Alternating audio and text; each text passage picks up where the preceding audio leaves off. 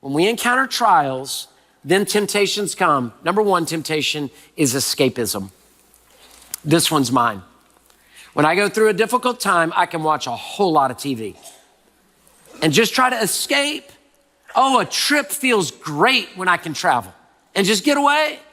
Now, are those necessarily bad? Not necessarily bad, but if they're escaping me dealing with God and ministering to my heart, then that could be a bad thing for me. I went through a difficult time. I found this. I would take my phone and every night I would sit in bed and I would play 30 minutes of solitaire on my phone. Why? Because all of the trouble out here, I got to just look right here. I could not win in that moment. There was no way to win, but I could win on this. And when those little cards went, boo, boo, boo, boo, boo, boo, boo, boo, it felt great. Now, solitaire is sin? No, I'm not saying that. But if I'm trying to escape God doing something in my heart, I can escape into those things. It can be excessive TV. It can be excessive travel. It can be excessive video games or excessive social media or excessive sleeping, that you're just sleeping all the time. It can be excessive working out. It can be all sorts of things. But the escape from the pain. Number two, substance abuse, drinking, drugs, prescription drugs, vaping, smoking, all these things. Escapes. Substance abuse. Number three, food. We can begin to just eat and eat and eat and eat. We call it comfort food, don't we? Comfort food, there's nothing better than a big old gallon of Bluebell and TV, right? I mean, just your worries go away at that moment, right?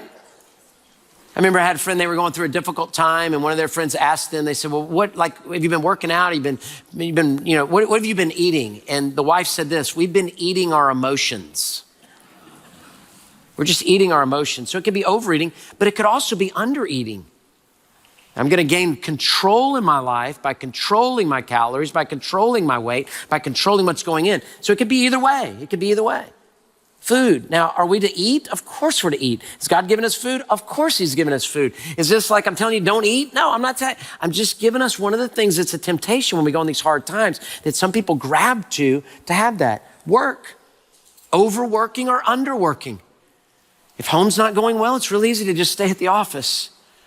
If things are painful, let's just open up our laptops. Let's get a few more emails done. Let's look at a couple more spreadsheets. Do we work? Yes, we should work. Should we work hard? Absolutely work hard. Are you gonna have to work more than 40 hours a week? Yes, you are at times, no doubt about it. But there could be overworking that we're hiding from something and dealing from something by hiding at the office. But there can also be underworking. We just can't get out of bed and you can't make it there anymore and it gets worse and worse and you're not showing up on time and on it goes, right? Purchasing. We have a cute phrase for it. We call it retail therapy, is what we call it, right? One more package, one more trip to the mall, one more thing to buy, one more click on the internet, one more outfit, one more this, one more that. If I could just buy something, it'll just make the pain go away. If I could just get one more thing, it'll just help one more way. And then you end up with maybe you and your spouse get sideways because of this, or you end up where you're spending too much money. Now you got another problem and on it goes. And we end up with this retail therapy that they call now that it's a dopamine hit. They say a dopamine release when we get that package, when we make that click, when we wait for that to come. It's a sense of control that I can control what's coming to my door. Can't control what's coming to my door in trials, but I can control what Amazon's bringing to my door. And so retail therapy. Number 6, online gambling and pornography. It's been said by one commentator, when a man knocks on the door of the brothel, he is knocking for God. We're looking for something. We're needing something. God has given us sex within marriage as a great, great gift. What sin is a legitimate need met in an illegitimate way. We need intimacy to continue the human race. It's a part of marriage. It's a blessing. It's all those things. But that's not what pornography is. And I could give you all sorts of stats, and folks struggle with that in this very room, and it's very pervasive, and we know that. Online gambling. Do you know that in 2018, the Supreme Court made a decision to legalize sports betting across states, and now 38 states, including Washington, D.C., legalize sports betting. And from 2019 to 2024, 5 years, 2019 to 2024, the betting industry has gone from $13 billion. You know how much $1 billion is to begin with?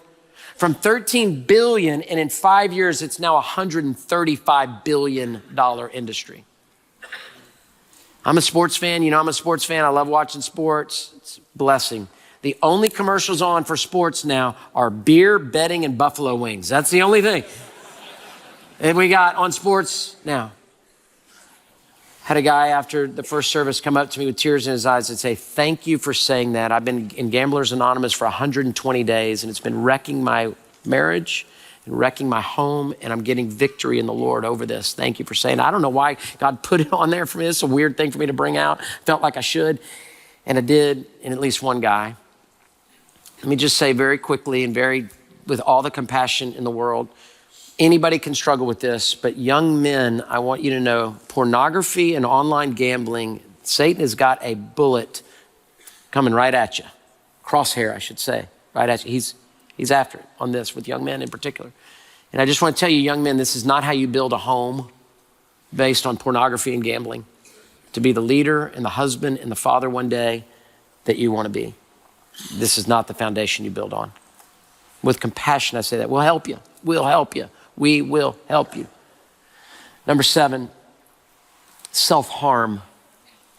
They call it NSSI. That was a new acronym to me, non-suicidal self-injury. And that many people are struggling with this, that to cope with the pain in their life, they're harming themselves.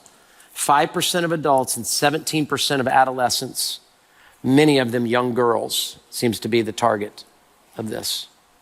And I just want you to hear me with all the love and compassion in my heart. You are loved.